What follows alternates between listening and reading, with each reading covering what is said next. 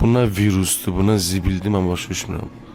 Yəni biz şəxsən güc bəla ilə sağaldıq. Neçə gündür evdə oturmuşam, işə çıxmırdım da.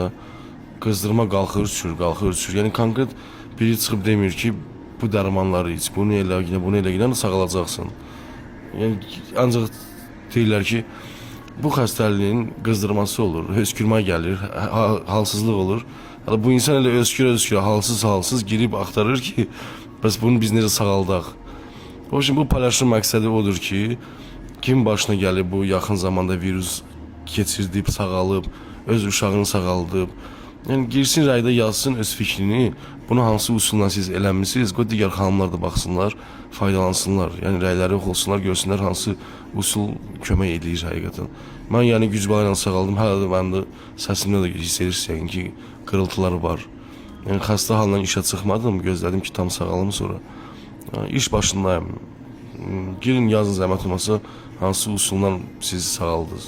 Maraqlıdır.